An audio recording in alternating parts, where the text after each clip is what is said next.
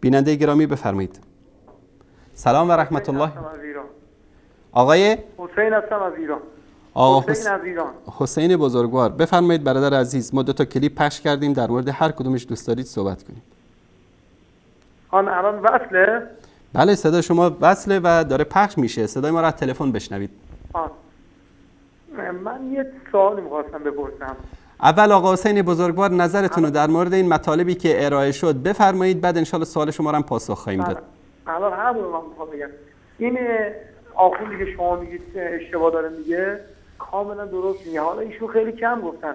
کل قرآن، معنی کل قرآن یعنی اشهد ان علی ولی الله. بله.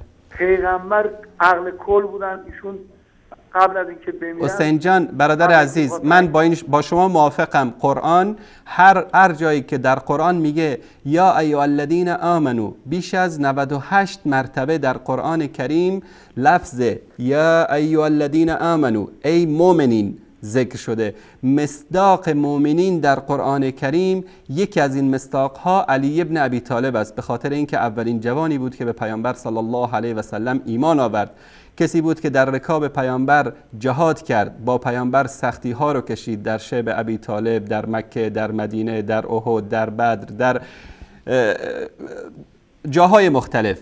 اما وقتی یک آخوند میاد میگه که پشه یعنی امیرالمومنین، آیا شما به عنوان یک محب امیرالمومنین، اسدالله، شیر خدا، علی ابن ابی طالب رضی الله تعالی عنه خجالت نمیکشید که به جای اینکه به علی بگید مؤمن، به علی بگید اسدالله؟ علی 10 ها و 100 ها لقب دادن مسلمان ها و پیامبر بهش. یعنی از بین همه اینها پشه رو انتخاب کردن که این پشه‌ای که در قرآن ذکر شده یعنی علی ابن ابی طالب. نه، من حالا یه سوال از شما بردم. شما سوالتون پرسید، حالا اینو به من جواب بدید تا من جواب سوال بدم.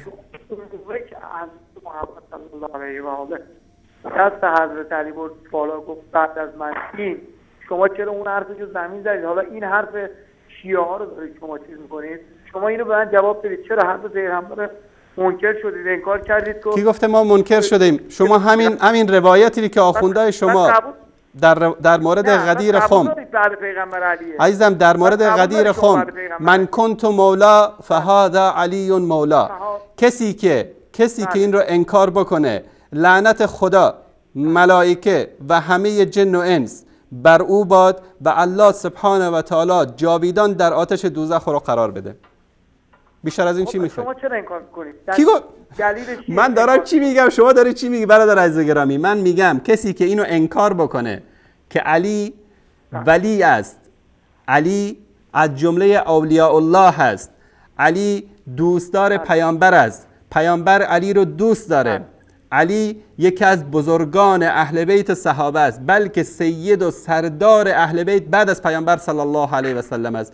من میگم ما اینو قبول داریم، شما میگید چرا قبول ندارید؟ شما از این واقعه غدیر خم و از این حرف پیامبر وقتی که امامت منصوص از طرف الله سبحانه و تعالی رو برداشت میکنید، شما این دلیل رو از کجا آوردید؟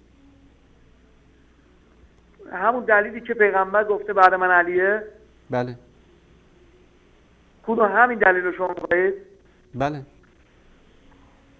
همین دلیل رو تو قرآن میتونید پیدا کنید. بفرمایید. تفسیر قرآن یعنی در کجای قرآن؟ یک آیه از قرآن بگید که به همین دلالت بکنه که علی امام است. بسم الله قرآن، از اول بسم الله قرآن تا آخر قرآن. حسین جان برادر عزیز و بزرگوار، آقا حسین عزیز، من از اول تا آخر قرآن نگفتم. من گفتم یک آیه از قرآن بگید که گفته باشه یا ایها الذین آمنو ان علی ابن ابی طالب امامکم و خلیفتکم بعد رسول الله. بفرمایید یک آیه از قرآن. همون که شما آخر قرآن که صدق الله العلی العظیم و علی رو برمیدارید، از همون هم میتونید جواب سوال منو بگیرید. کل قرآن یعنی اشهد ان علی ولی الله و السلام. یک آیه بگید از قرآن کریم برادر بزرگوار. همون آیه همون صدق الله العلی العظیم که شما علیشو برمی‌دارید جوابش از همون بگیرید. این علی العظیم برادر آقا حسین عزیز، خدا حافظ شما. خدا به شما عقل بده. خدا تشکر شما. آمین آمین. خداوند به ما هم عقل بده، به شما هم عقل بده، به آخونداتون هم عقل بده. این علی العظیم که در اینجا ذکر میشه، علی یکی از اسمای الله سبحانه و تعالی است. عظیم هم اسم الله سبحانه و تعالی است. علی یعنی پروردگار بلند مرتبه و بزرگ. و هم صدق الله العلی العظیم و هم صدق الله العظیم، در مورد هیچ کدام از اینها نه حدیثی از پیامبر اومده و نه در قرآن کریم امر شدیم که این رو بگیم بعد از تلاوت قرآن کریم. این میشه گفت بدعتی بود که پدید اومده، در قرون اخیر هم پدید اومده، در صدر اسلام نبوده. ما هیچ روایتی نداریم که صحابه یا اهل بیت پیامبر بعد از خواندن قرآن کریم، بعد از پایان تلاوت بگن که صدق الله العظیم. در این شکی نیست که این آیاتی که تلاوت شد آیات الله سبحانه و الله سبحانه و تعالی راست گفته، اما اینکه انسان اینو جزئی از تلاوت قرآن کریم قرار بده، من تحدی میکنم آقا حسین گرامی، اگر با عقل و منطق برخورد بکنید با این قضایا، برید همه تفاسیر و کتبتون رو بگردید، یک روایت بیارید که پیامبر صلی الله علیه و آله گفته باشه بعد از تلاوت قرآن کریم بگید صدق الله العلی العظیم. چون اکثریت مسلمان ها صدق الله العظیم میگفتن قبل از اینکه اصلا قرآن در بین حوزه علمی شما اصلا بیاد. اولین کسی که قرآن رو آورد آیت الله طالقانی بود در حوزه علمیه. برید تاریخ حوزه‌هاتون رو بخونید. قبل از اصلا قرآن در حوزه‌هاتون در مدارس دینی شیعه اصلا قرآن خونده نمیشد. و بعد از آوردن قرآن در حوزه‌ها بود که آخوندهای شما خیلیاشون در اون زمان ترک کردن تشیع رو، مثل آیت الله خوئینی، مثل آیت الله شریعت سنگجی، مثل آیت الله ابوالفضل برقعی، خیلی آیت الله موسی موسوی، کسایی بودن که تشیع رو ترک کردن، خرافات و خزعبلات رو بعد از اینکه با قرآن آشنا شدن ترک کردن. و بعد از اینکه اکثریت مسلمان ها اومدن گفتن صدق الله العظیم، اینا شیعیان گفتن که حالا ما هم دیگه از این رکب اینا عقب نمانیم و طبق احادیثی که دارن در کتاباشون خالف العام فإن فیه الرشاد، هر کاری که اهل سنت میکنن، عامه مسلمان میکنن، شما برعکسش رو انجام بدید. اگر اونا دستاشون رو اینطوری شستن، شما اینطوری بشورید. ببینید هر کارشون برعکس اهل سنت است.